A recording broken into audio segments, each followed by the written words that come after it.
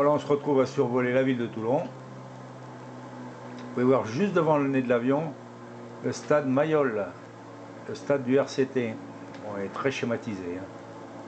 On voit tout le port de Toulon.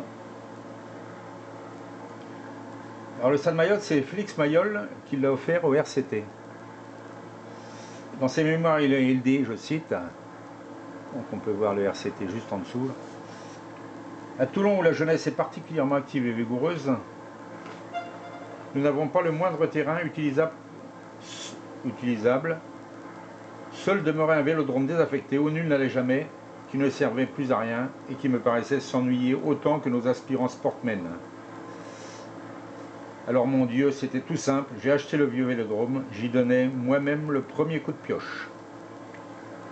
Bon, l'inauguration a eu lieu en 1920, en avril 1920, je crois bien.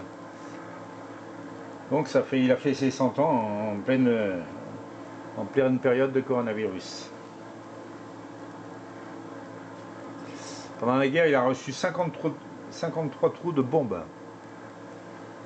Donc il a été rénové en 1947 et en plusieurs années après, il a été rénové plusieurs fois. Après, ça s'est construit autour le centre Mayol, le centre économique Mayol, ainsi que le palais des congrès. Donc là, on voit le port de Toulon. Alors, le porte-avions, que ce soit le Foch, le Clémenceau, le Charles de Gaulle, est toujours garé là. Voilà, c'est le quai du porte-avions. Et en face, on peut voir Saint-Mandrier. Une base militaire également. Et les Sablettes au loin. Et une dernière vue sur Toulon.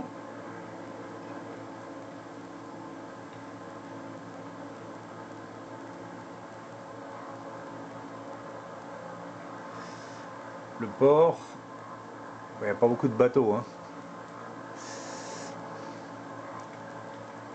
Le célèbre Montfaron. On se retrouve à proximité de l'aéroport de Pierrefieux-Quers. À tout de suite.